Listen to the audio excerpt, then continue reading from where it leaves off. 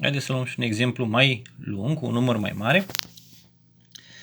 23.905 împărțit la 5 egal. Așa cum știm, se începe din stânga cu ordinul mai mare, cazul nostru 2. 2 împărțit la 5 nu se poate. Observăm că 2 e mai mic decât la 5 și atunci ce facem? Luăm primele două cifre și împreună ele formează 23. Și spun 23 împărțit la 5 egal cu 4.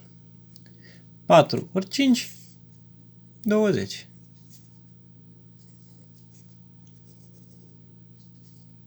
23 minus 20, 3, 1 egal.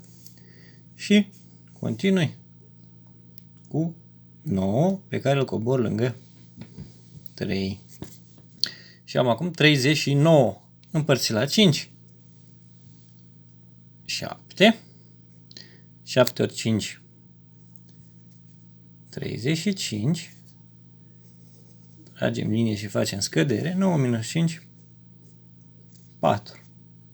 3 minus 3, 0. Punem egal ca să nu ne încurcăm. Și continui cu cifra 0 pe care o aduc aici jos, lângă 4 și s-a format 40. 40 împărțit la 5, 8.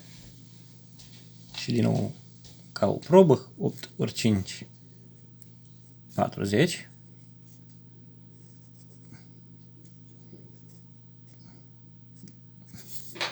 Nu ne-a dat nimic. Îl coborâm pe 5, care de fapt este singur. Și spunem 5 împărțit la 5, 1. 1 ori 5, 5. Și 0. Nu ne-a rămas rest. S-a împărțit exact, adică nu avem rest. Haideți să facem și proba. 4781 ori 5. 5 ori 1, 5. 5 ori 8, 40.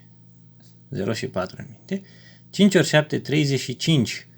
Și cu 4 din minte, 39. 9 și 3 în minte. 5 ori 4, 20.